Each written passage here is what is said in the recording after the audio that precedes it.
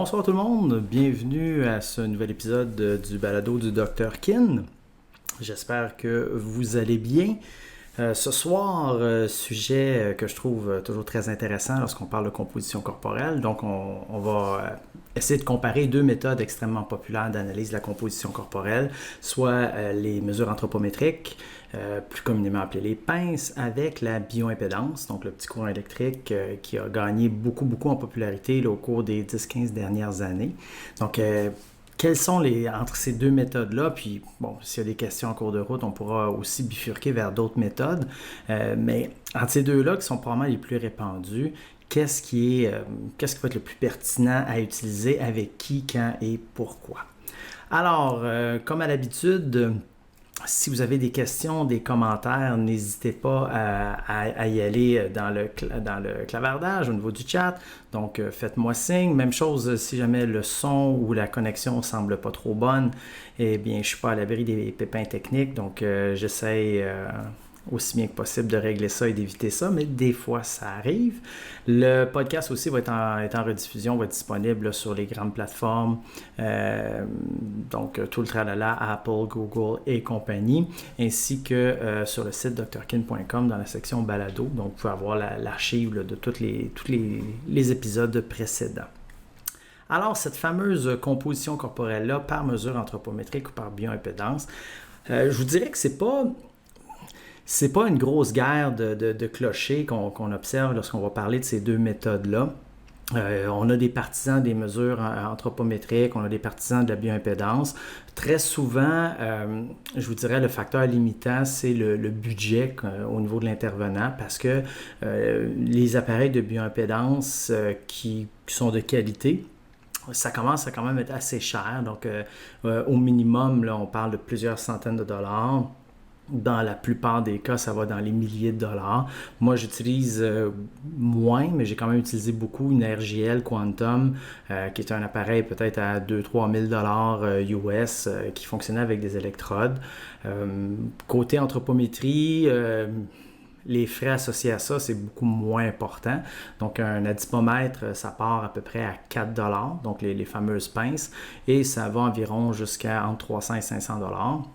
Et il n'y a pas une différence aussi importante que ce qu'on pourrait le croire au niveau des différents modèles. Donc, entre un modèle entre 20 et 30 $ puis un modèle à 300-400 $, les différences se situent habituellement pas où est-ce qu'on pense. Mais ça, on pourra en reparler là, en cours de route là, pendant le podcast.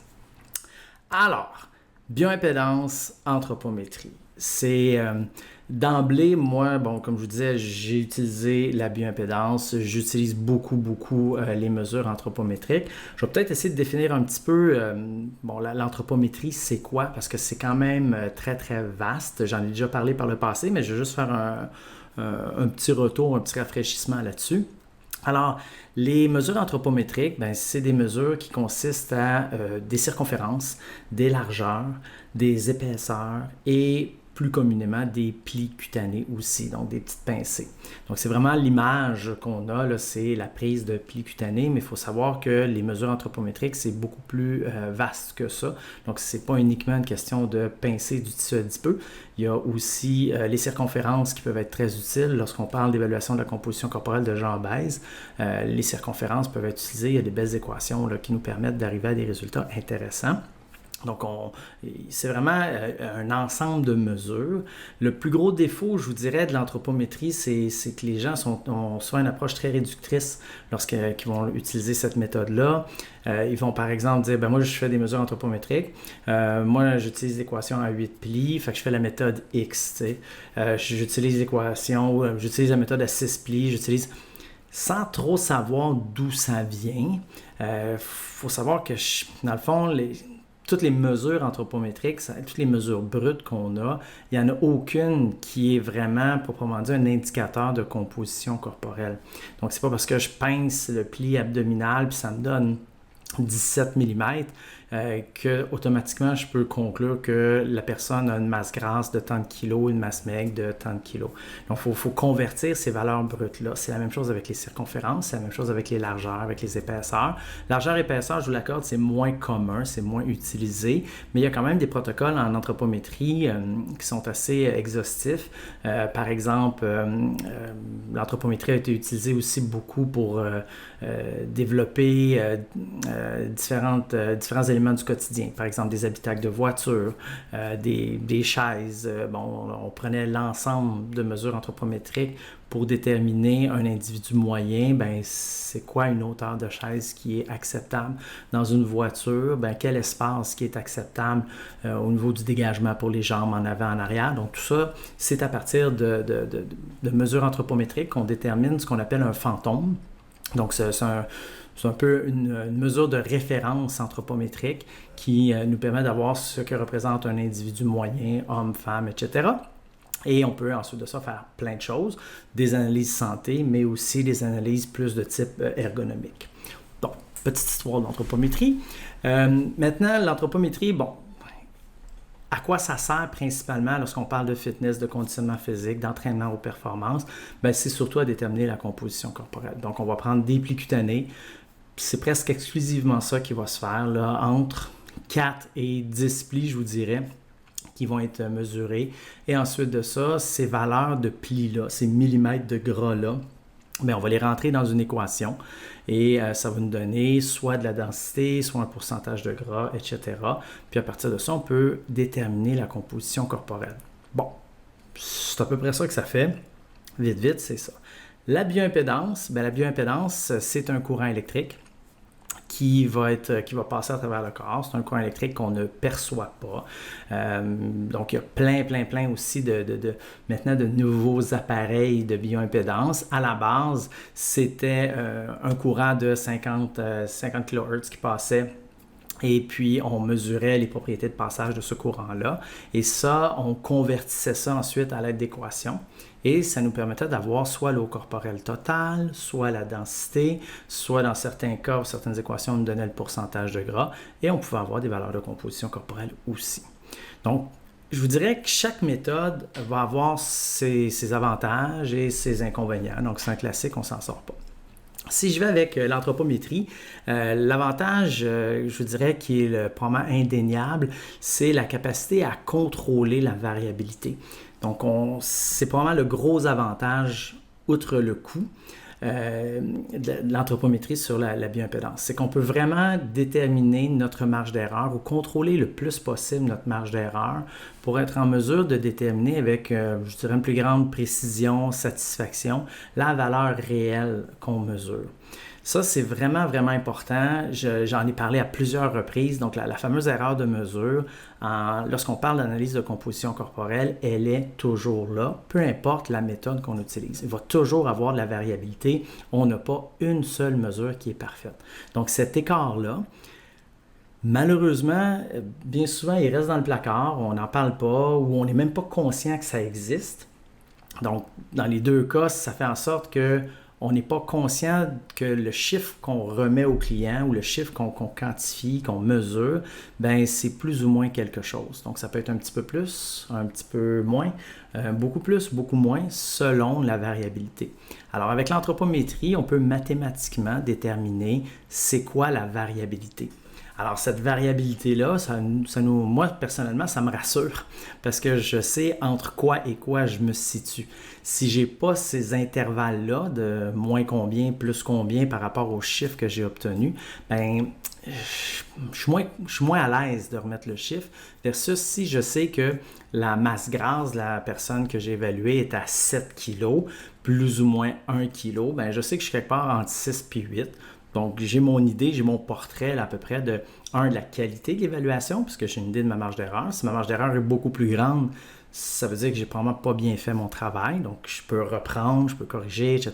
pour essayer d'arriver plus près. Et donc, c'est plus rassurant. Et c'est aussi extrêmement utile d'être en mesure de déterminer cette marge d'erreur-là parce que lorsqu'on va réévaluer, en utilisant mathématiquement cette marge d'erreur-là, on peut savoir si le changement qu'on observe entre les chiffres, c'est un changement réel ou c'est un changement qui peut être attribué à la marge d'erreur et à l'évaluateur. Donc, l'anthropométrie nous permet de bien contrôler ça, de bien chiffrer ça, et ça fait en sorte que ça donne un avantage indéniable sur la bioimpédance en termes de suivi ou d'évolution de la composition corporelle. On est capable de quantifier cette marge d'erreur-là et de déterminer avec une plus grande satisfaction, si on veut, les changements éventuels de composition corporelle. Donc, salut Jonathan, une question.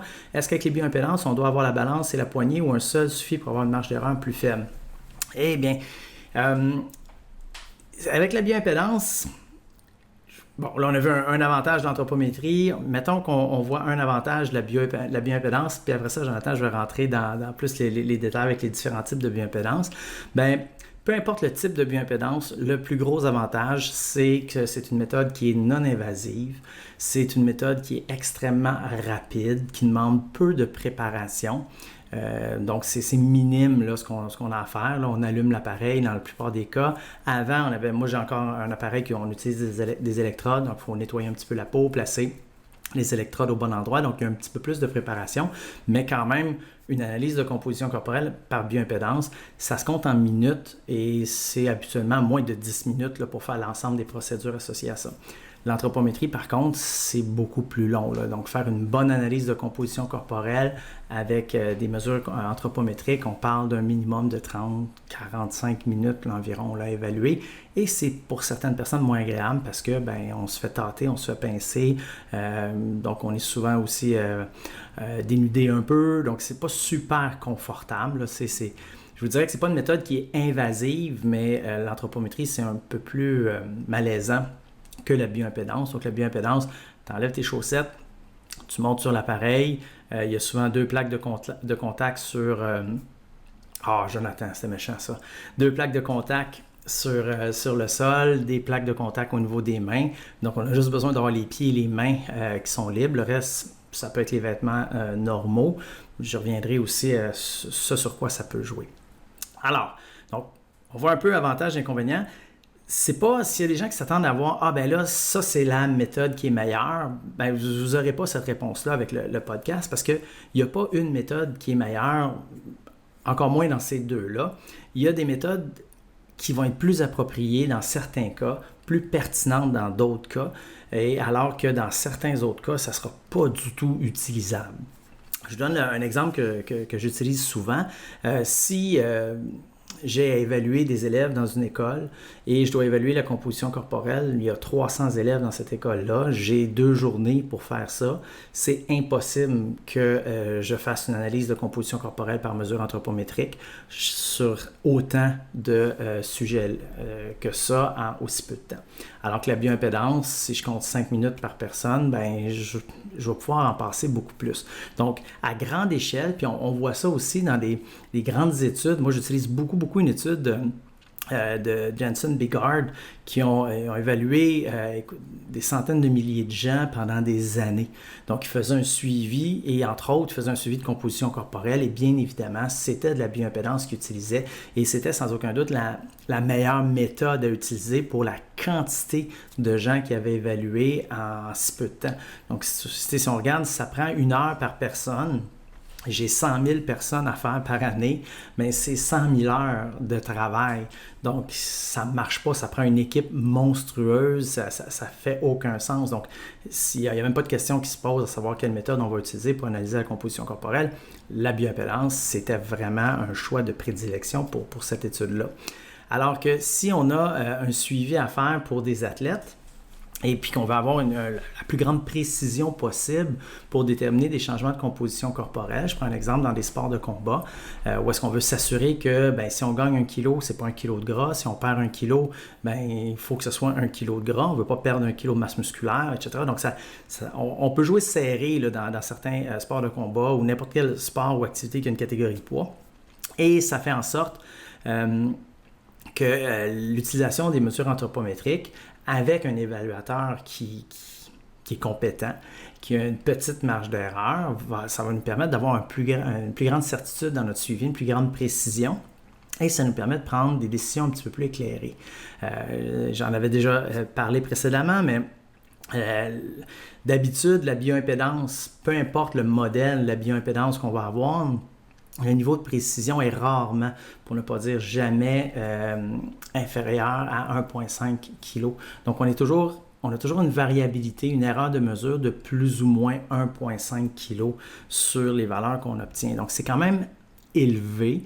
C'est sûr que si on parle d'une personne qui a 40 kg de masse grasse en trop, d'avoir une précision de plus ou moins 1,5 kg avec un appareil de bioimpédance sur la composition corporelle, c'est vraiment pas important. C'est un détail, on s'en balance. Par contre, pour faire un suivi assez serré chez des gens qui n'ont pas beaucoup de gras, qui ont des compositions corporelles très extrêmes ou atypiques, ça devient très difficile d'utiliser la bioimpédance pour ces suivis-là parce que la variation la plus importante lorsqu'on utilise de la bioimpédance, c'est une variation on a un terme fourre-tout pour ça, on va parler de variation biologique. Donc, on parle de variation biologique pour expliquer l'erreur. Pourquoi c'est ça? Bien, la bioimpédance, comme je le mentionnais précédemment, c'est un courant électrique qui passe. Les appareils, à partir de 60 $ à peu près, les appareils sont tous quand même pas mal bien pour mesurer le courant électrique. Ils font une job correcte. C'est-à-dire que le courant qui part de l'émetteur, qui s'en va au récepteur, il est bien mesuré. Donc, on a un bon chiffre. Donc, ce chiffre-là est exprimé en ohms, donc c'est des valeurs électriques, et c'est cette valeur-là qu'on va convertir en valeur biologique, donc en masse grasse, en masse maigre, en eau corporelle, etc. Et c'est là qu'on a un gros problème.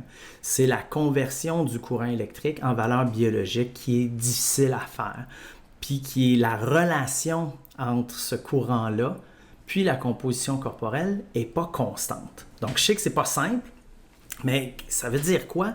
Ça veut dire que si j'ai une valeur de 400 ohms, ben, dans certains cas, ça peut vouloir dire une composition corporelle de A, puis dans certains autres cas, ça peut vouloir dire une composition corporelle B. Donc, pour une même valeur, on peut avoir différentes compositions corporelles. Et c'est là parce qu'il y a plusieurs facteurs qui rentrent en ligne de compte. Alors, Jonathan, pour revenir à ta question, est-ce qu'avec les bioimpédances, on doit avoir la balance et la poignée ou seul, par exemple, avoir juste les poignées ou juste les points de contact au sol, ça suffit? Bien, c'est que ça va influencer beaucoup, dans un premier temps, l'équation qui va être utilisée pour convertir ce courant électrique-là. Puis ensuite de ça, bien, le courant électrique, lui, il passe dans le corps et il est influencé par la composition du corps. Si j'utilise un appareil de bioimpédance, Omron en ont fait plusieurs comme ça, main à main. Donc, il y a un courant qui va partir de ma main gauche, il va s'en aller à ma main droite. Il va passer par le chemin le plus court. Alors, le courant électrique va passer par mes membres supérieurs, par le tronc, probablement presque au niveau du cou, et ainsi de suite. Et il va chercher, dans le fond, à passer beaucoup par soit l'eau, soit la masse maigre. Il va très peu passer par la masse grasse puis la masse osseuse. Et bien, ça va nous donner une valeur de résistance et de réactance, peu importe, pour ce passage-là. L'équation, elle, ce qu'elle va faire, elle va dire, OK, quand on a cette valeur-là, ça veut dire qu'on a d'habitude une composition corporelle de X. Mais le problème qu'on a, si on a quelqu'un qui a énormément de gras dans les fesses, énormément de gras dans le ventre, ben le courant ne passe pas par ça. Il ne passe pas par cette région-là, donc il ne peut pas savoir que c'est là. Alors l'équation, il faudrait qu'elle soit développée chez des gens qui ont ce profil-là. Et c'est rarement le cas. On n'a pas beaucoup d'informations sur quelles équations sont utilisées dans les bioimpédances commerciales. C'est malheureux, mais c'est ça. Donc, ça fait en sorte que si j'utilise un courant qui passe uniquement par les membres supérieurs ou encore une balance, pèse-personne intelligent qui utilise un courant qui passe uniquement par les membres inférieurs, bien là aussi, qu'est-ce qui va arriver? C'est que je n'ai pas un portrait global. Le courant ne passe pas dans tout le corps. Les bioimpédances sont un peu plus dispendieuses, donc InBody, Tanita, vont avoir 4 points de contact, donc avec les mains, avec les pieds, et ils vont faire des analyses en parallèle, en croisée. Donc ça, on peut supposer que le courant voyage pas mal partout où il devrait et ça peut nous donner une plus grande précision. Donc, idéalement, Jonathan, on devrait essayer d'utiliser des appareils de bioimpédance avec plusieurs points de contact, dont les mains et les pieds. Sauf que c'est pas tout. Le gros problème qu'on a avec la bioimpédance, c'est le tronc. Donc, le tronc, on a des espaces qui sont pas vraiment compatible avec les propriétés électriques. Ça veut dire quoi? Ben, les poumons, par exemple, c'est un grand vide d'air. Eh bien, les poumons, s'ils sont vides, le courant électrique ne passera pas par là. La cage thoracique, c'est de la masse osseuse aussi, c'est pas très, très conducteur au niveau du courant. Les organes, bon, ben, c'est un peu pêle-mêle. Dans le système digestif aussi, il y a du vide, etc.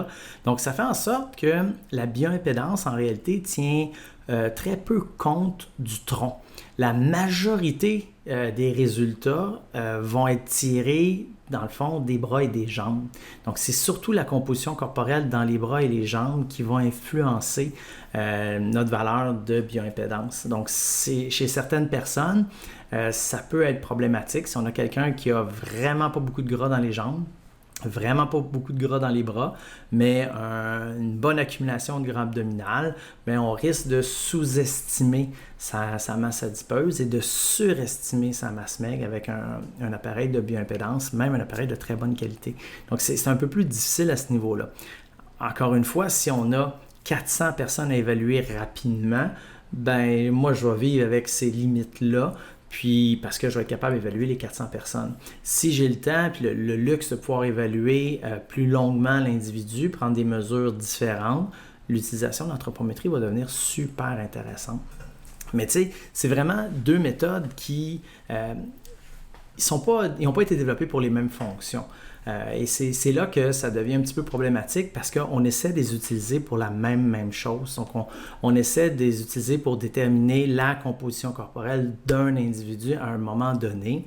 Et c'est pas tout à fait le but premier de chacune de ces méthodes-là. Donc, je vous dirais l'anthropométrie va être davantage axée sur être capable de détecter le changement, quantifier la marge d'erreur.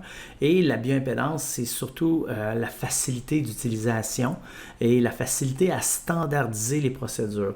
Donc, ça ne veut pas dire, quand je dis facilité d'utilisation, ça ne veut pas dire qu'on peut utiliser ça n'importe comment, puis pas besoin de faire attention, c'est impossible de se tromper. C'est pas du tout ça. Il faut faire attention, il faut bien suivre les procédures, mais ce n'est pas des procédures très complexes. Donc, ça suit assez bien, il faut juste les respecter. J'aimerais ça vous présenter un petit exemple.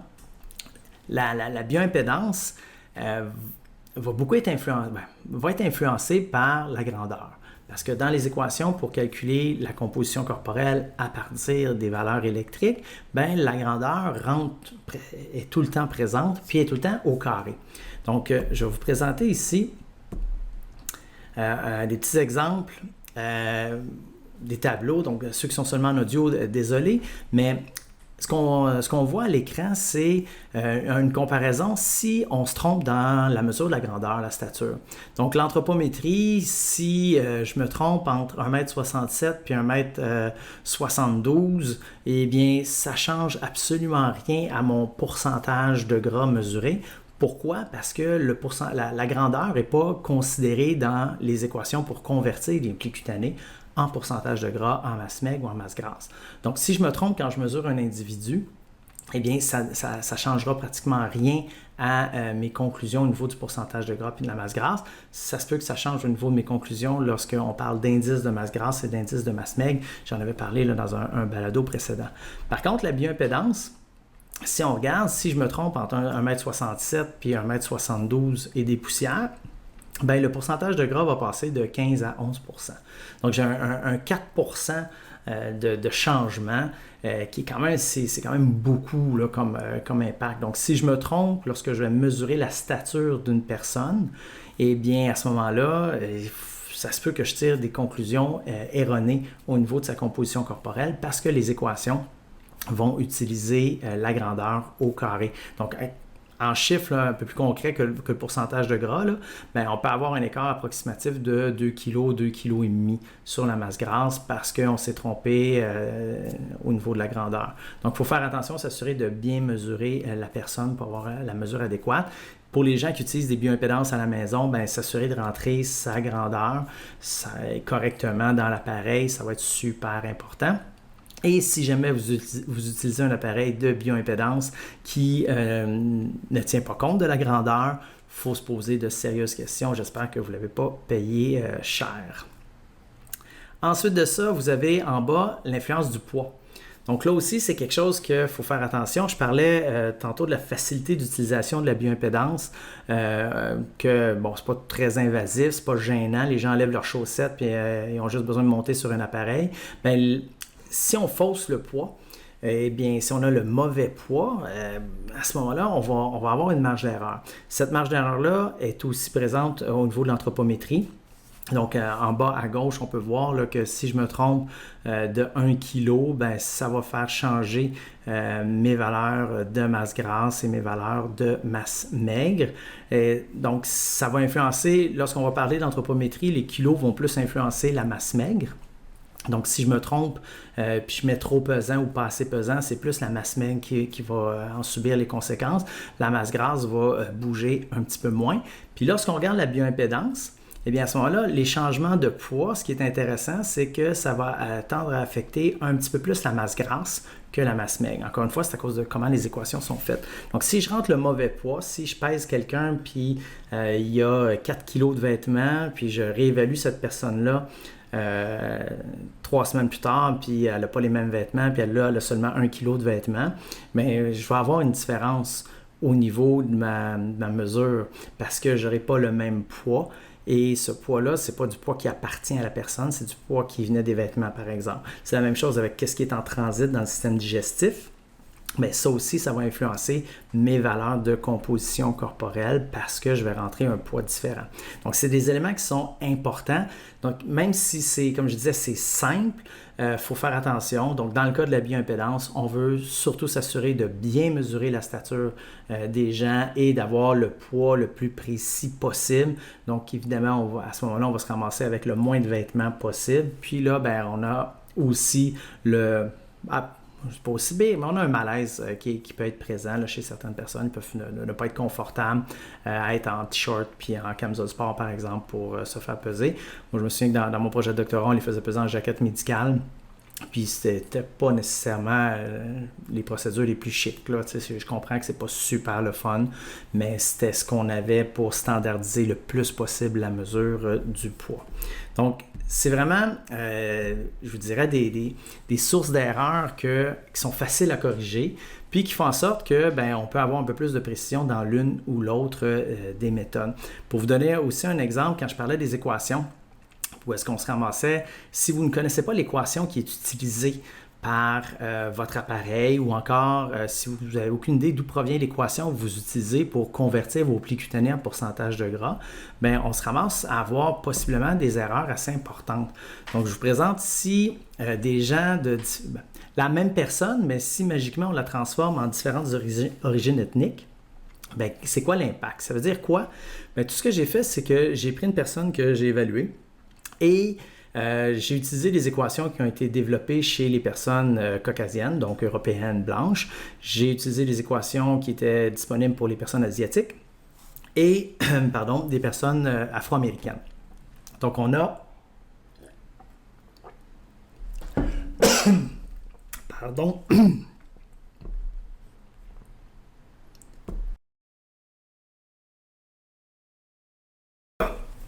Bon, ça a passé. Excusez-moi.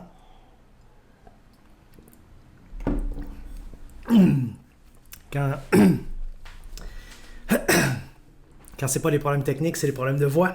Bon, alors comme je disais, on a différentes origines ethniques et on va utiliser différentes équations et ça va nous donner des résultats qui vont être assez différents. Donc, si on ne connaît pas bien l'équation qui est utilisée pour déterminer notre pourcentage de gras, que ce soit de l'anthropométrie ou de la bioimpédance, on peut avoir des surprises. Donc, il faut savoir que la bioimpédance, la plupart du temps, c'est des équations qui ont été développées chez les gens européens, donc des Blancs. Si on ne demande pas l'origine ethnique de la personne dans l'appareil, lorsqu'on le programme, à ce moment-là, ça veut dire que l'équation ne tient pas compte. Et vous voyez, si vous regardez à droite, bioimpédance, on va avoir un écart on peut avoir mettons, une équation pour des valeurs X qui ont été mesurées chez un individu blanc, on va avoir un pourcentage de gras de 19%. Si on utilise une équation qui est développée chez les gens hispaniques, ça va être 16%. Puis si on utilise une équation qui est développée chez les personnes d'origine asiatique, ça va être 25%. Donc la même valeur brute va aller aussi bas que 16% et aussi haut que 25%, simplement parce que ce n'est pas la même équation qui provient du même bassin de population. Alors ça, il faut faire extrêmement attention. Lorsqu'on évalue des gens de différentes origines ethniques, il faut s'assurer que les équations vont faire. Je vous dirais que l'impact est habituellement un peu plus important au niveau de la bioimpédance qu'au niveau de l'anthropométrie. Donc, si vous regardez ici l'anthropométrie, ben, ça passe de 9 à 13%. Pourquoi c'est ça? C'est une question très intéressante. C'est surtout parce que les différentes origines ethniques vont avoir des rapports de proportion jambes-tronc différents. Et ça va jouer beaucoup dans les valeurs de bioimpédance et dans la relation entre le courant électrique puis l'analyse de composition corporelle.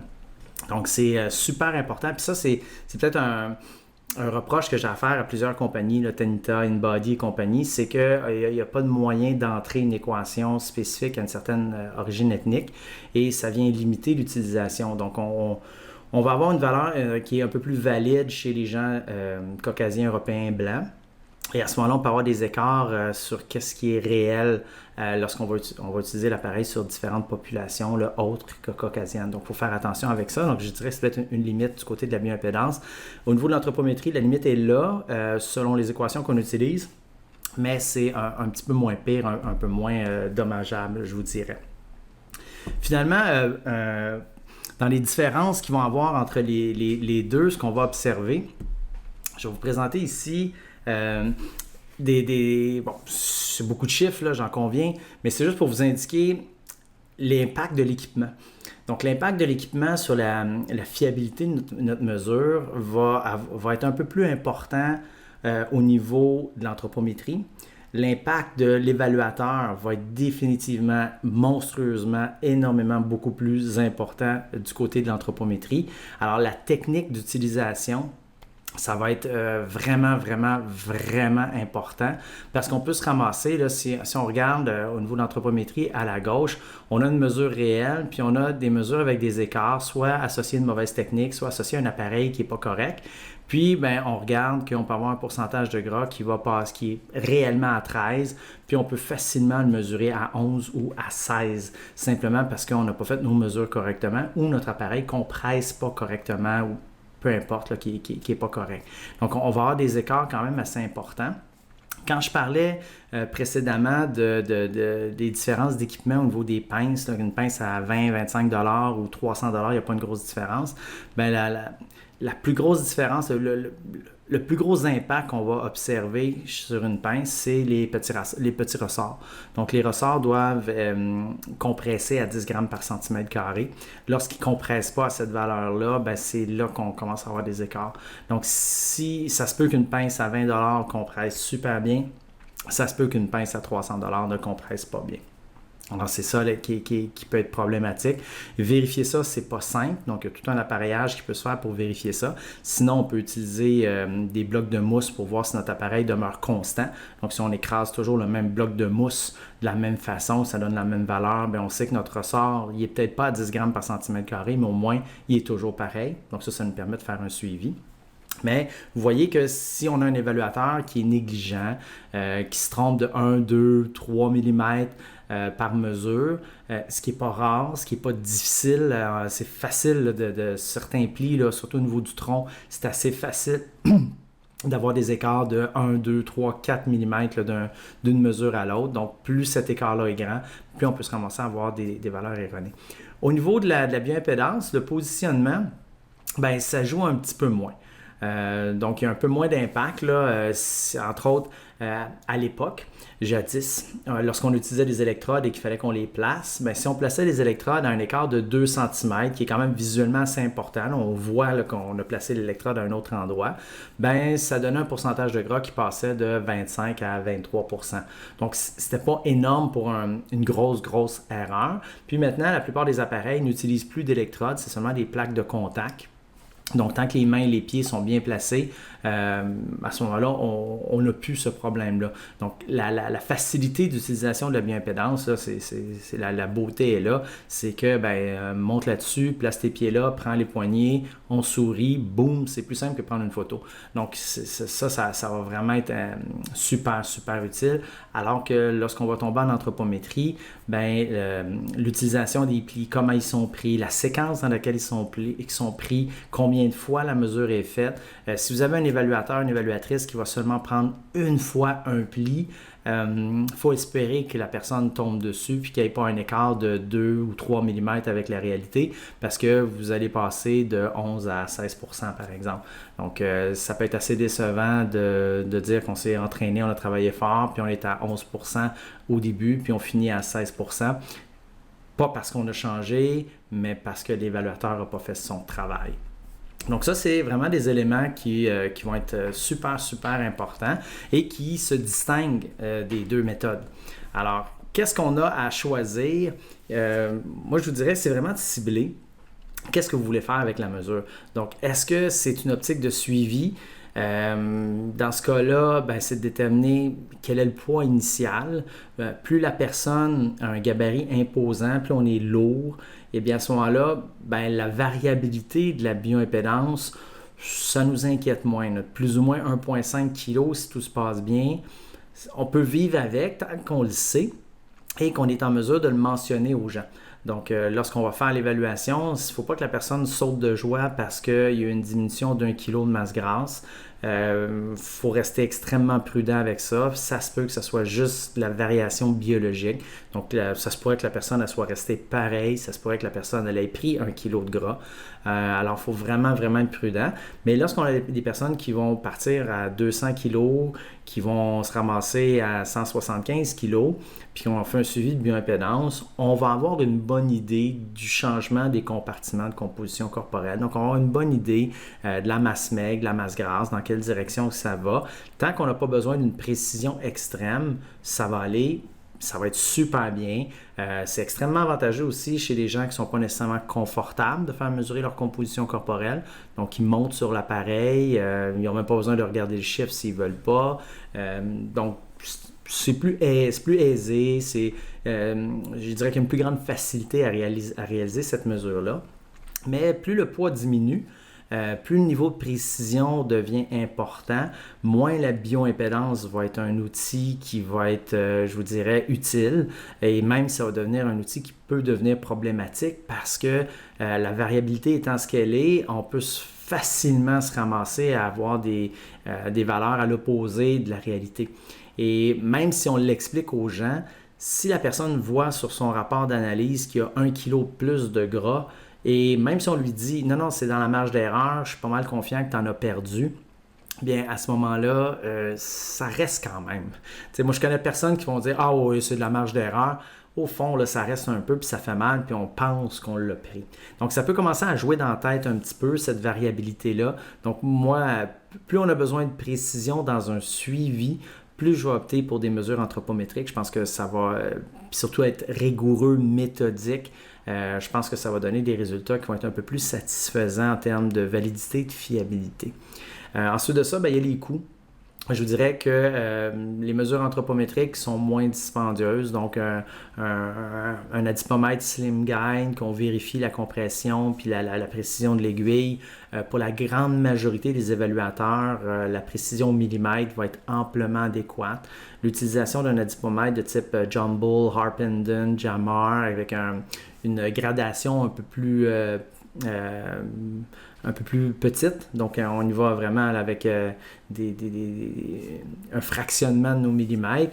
Ça ne sera pas utile pour la plupart des évaluateurs. Pourquoi? Parce qu'ils n'ont pas le niveau de précision requis. Donc, si on a un évaluateur qui ne connaît pas sa marge d'erreur, on peut faire des tests pour déterminer ça.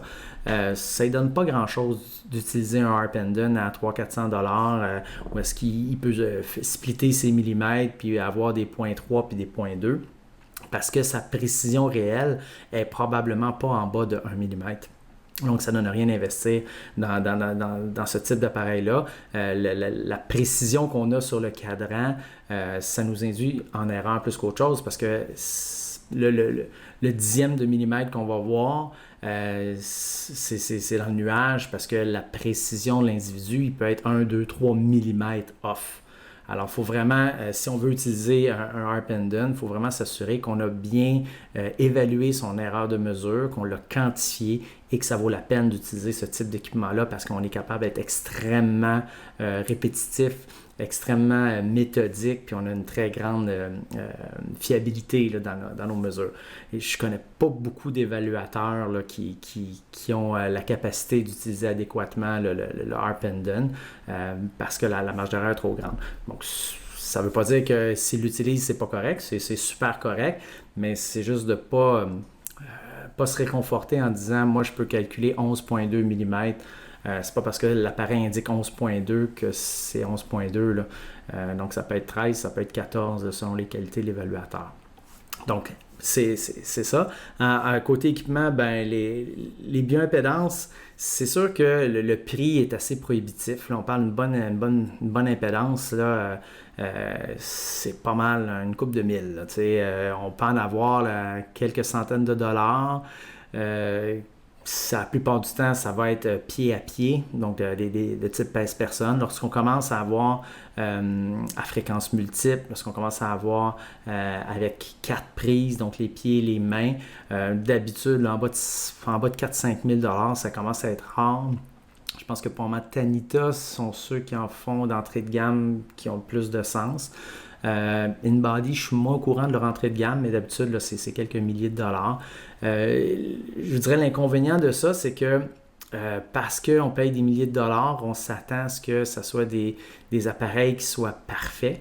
Et c'est là que leur utilisation devient problématique. Lorsqu'on perd de vue les limites de ces appareils-là, c'est là qu'ils sont plus utiles. Alors, d'utiliser un appareil, un InBody à 10 000 $ pour évaluer la composition corporelle de personnes, c'est une super bonne idée, mais il faut connaître les limites de la bioimpédance. Et ça ne fait pas un appareil moins bon, moins pertinent parce qu'on connaît ses limites. Au contraire, c'est parce qu'on sait qu'est-ce que l'appareil fait, qu'est-ce que l'appareil ne fait pas, quelle est sa marge d'erreur. Là, on peut vraiment l'utiliser à son plein potentiel.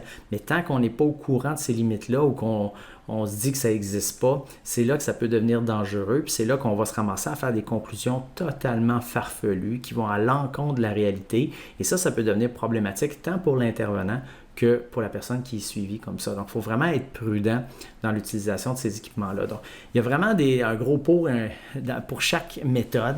Donc, l'anthropométrie, la bioimpédance, c'est vraiment des méthodes qui sont super intéressantes. C'est des méthodes qui ont vraiment de la valeur, qui c'est justifié de les utiliser. Dans le cas de l'anthropométrie, il faut que l'évaluateur s'assure d'être compétent, d'être en mesure de faire le bon travail. Et j'avais déjà mentionné, c'est facile de prendre un adipomètre, là, les pinces, puis de pincer quelqu'un, puis de faire des plis. Ça prend 2 minutes. Mais à bien faire, à juste pincer, prendre la double épaisseur de pli cutané correctement avec la bonne prise de doigt au bon endroit, faire les mesures répétées, connaître les statistiques pour déterminer c'est quoi son erreur de mesure, c'est quoi l'intervalle de confiance pour la valeur. Tout ça, c'est difficile et ça demande beaucoup de travail de la part de l'évaluateur pour faire une job compétente, une job qui est correcte. Et c'est malheureusement, c'est un peu méchant ce que je vais dire, mais dans le milieu, c'est malheureux, mais il y a très peu de gens qui font un bon travail au niveau anthropométrie. Ils ne quantifient pas leur marge d'erreur, ils ne sont pas en mesure de bien détecter le changement et ça, c'est problématique. Et c'est des choses qui s'apprennent, c'est des choses, je sais que des fois, les statistiques, ça fait peur. Moi, le premier, je ne suis pas un fan de statistiques, mais je n'ai pas le choix de travailler avec ça. Mais ça s'apprend puis ça s'automatise. Donc, c'est des choses dans un fichier Excel qui s'automatisent. On a juste besoin de rentrer l'équation une fois, puis après ça se calcule tout seul, puis on peut avoir notre marge d'erreur, on peut avoir les intervalles de confiance, puis à ce moment-là, on sauve beaucoup de pépins. Au niveau de la bioimpédance, c'est de savoir que si on est en mesure de connaître l'équation qui est utilisée dans notre appareil de bioimpédance, ça c'est un gros plus. Si on est en mesure d'avoir les valeurs brutes d'impédance, donc la réactance, la résistance en ohms, ça aussi c'est intéressant. Je sais que la InBody, entre autres, dans leur rapport, ils fournissent les ohms. Ça peut être intéressant parce qu'on peut utiliser ces valeurs-là dans des équations qu'on connaît un petit peu plus. Donc, on peut utiliser des équations qui ont été développées chez les gens hispaniques, asiatiques, afro-américains à partir de ces valeurs de ohms-là. Puis ça, je suis très confiant que les valeurs de ohms qui sont présentées sur ces rapports-là sont très précis. Donc ça, c'est probablement la valeur qui est la plus précise dans tout ce qui est donné au niveau de la bioimpédance. Donc moi, je vous encourage fortement à aller extraire ces valeurs-là de résistance et de réactance et de les insérer dans des équations qui sont quand même assez simples. Le plus compliqué, là, c'est une valeur élevée au carré. Là. C'est pas des équations hyper complexes, mais des rentrées dans ces équations-là qui ont été développées là, spécifiquement pour des populations, par exemple, afro-américaines, hispaniques, etc. Donc ça va vraiment, vraiment renforcer la validité de votre évaluation au niveau de la composition corporelle parce que vous utilisez des bonnes équations appropriées, des équations que vous connaissez. Et en termes de suivi, ben, la bioimpédance, il faut faire attention parce qu'il y a pas mal de variabilité, il y a pas mal d'écarts d'une semaine à l'autre, là, même dans une journée. S'il y en a qui ont accès à une bioimpédance, amusez-vous à une journée à vous peser et mesurer votre composition corporelle à chaque heure de la journée, puis regardez les erreurs, la variabilité. Donc, on s'entend que votre composition corporelle, vous ne prendrez pas 4 kg de gras ou 4 kg de muscle durant la journée. Ça n'arrivera pas. Et vous allez voir que ça se peut que vous ayez des changements au niveau de votre composition corporelle de l'ordre de 1, 2, 3, 4 kilos à travers la journée. Et vous allez voir peut-être qu'à l'heure du souper, magiquement, vous allez avoir pris 2 kilos de muscle, perdu 2 kilos de gras. Et ça, ça vous donne une idée un peu de l'ampleur de la variabilité que vous pouvez avoir. Fait que quand vous avez des clients qui se mettent à pleurer parce qu'ils ont pris 1,5 kg de gras, ben leur dire qu'ils l'ont peut-être pas pris, c'est pas leur jouer du violon là, pour les réconforter. Ça se peut qu'ils ne l'aient pas pris. Il faut vraiment aller un petit peu plus loin. Fait que dans ces cas-là, moi, ce que j'aime bien faire au niveau de la bioimpédance, quand on fait un suivi, parce que je sais qu'il y en a qui l'utilisent beaucoup, puis encore une fois, je le répète, c'est une super bonne méthode, mais pour justement contourner un petit peu là, cette marge d'erreur-là qui est quand même gênante un peu, mais moi, j'encourage les gens à utiliser des plis cutanés. Donc, tu utilises 3 plis cutanés, par exemple, un au niveau du tronc, un dans le dos, un sur les membres inférieurs, et tu fais le suivi de la composition corporelle avec ta bioimpédance, et tu fais le suivi des valeurs brutes de tes plis, donc les millimètres. Tu sais, si la bioimpédance te dit que tu as pris 3 kg de gras, puis tes plis cutanés ont toutes diminué, ben soit que ta mesure de plis cutanés que tu as faite était vraiment pas bonne, ou soit qu'il y a un pépin quelque part avec ta bioimpédance, parce que le gras sous-cutané s'en va en diminuant. Donc, normalement, la masse grasse devrait s'en aller, elle aussi, en diminuant. Alors ça peut être une bonne façon là, de s'assurer, de confirmer, si on veut, les valeurs obtenues avec la bioimpédance. Donc, moi, j'encourage fortement à utiliser ça. Puis, le fait d'utiliser 3 plis, ben, ça ne rallonge pas tant que ça l'évaluation, puis ça ajoute beaucoup de force au diagnostic qu'on peut faire là, avec ça, puis les conclusions qu'on peut tirer, puis les décisions qu'on peut prendre pour structurer les interventions. Donc, c'est pas mal le topo que je voulais faire au niveau de la comparaison bioimpédance anthropométrie. Donc, deux méthodes que j'encourage, je suis super content que ça soit de plus en plus démocratisé. Quand je faisais mon bac il y a longtemps, il y avait uniquement les plis cutanés. Là, la bioimpédance, c'est encore pas mal de la science-fiction. Ensuite de ça, je vous dirais qu'il y a des nouvelles méthodes qui s'en viennent. Il y a entre autres les représentations 3D. Donc, comme les imprimantes 3D, comme les scanners 3D pour l'être humain, là, c'est en développement. On a encore beaucoup de difficultés avec ça. C'est pas si simple que ça, là, la représentation 3D puis la représentation en composition corporelle. Donc, il y a encore pas mal de choses à travailler. Là, présentement, il y a beaucoup de flash marketing, là, qu'on veut vraiment vendre ça. Là. J'ai un appareil en tête là, où est-ce qu'ils font de la pub en pu finir. Faut savoir que dans la littérature scientifique, ça tarde à confirmer le scan 3D comme étant vraiment super utile pour la composition corporelle. Là, je pense qu'il va falloir jumeler ça avec autre chose pour être en mesure d'avoir une bonne idée. Mais quand même, c'est d'autres méthodes. Alors, si jamais vous avez des questions sur ces méthodes-là, j'ai quelques instants à vous allouer pour ça. Sinon, encore une fois, n'hésitez pas à partager, à liker, etc. Toujours intéressant quand il y a du monde. Les balados sont disponibles sur la section balado du Dr. Kin, donc il y a une archive là-dessus. Quand il n'y a pas de pépin technique, tout est là. Si vous avez des suggestions, des thèmes que vous souhaiteriez que j'aborde, écoutez, c'est toujours apprécié d'avoir des suggestions. Ça facilite beaucoup le travail, surtout quand on sait qu'il y a des gens qui sont à la base intéressés par le sujet. Sinon, ben c'est moi qui décide de qu'est-ce que ça me tente de parler, puis c'est peut-être pas nécessairement ce que vous voulez entendre. Alors, donc c'est pas mal ça. S'il n'y a pas de questions, ben, je vais vous souhaiter une excellente soirée. Et puis, probablement que je vais, pour le reste de l'été, y aller aux 2 semaines là, au niveau des balados. Là, je vais voir, là, ça va dépendre du temps que j'ai à allouer pour ça. Et donc, si vous avez des demandes spéciales, n'hésitez pas à me les faire parvenir. Et je vais vous souhaiter une super bonne soirée.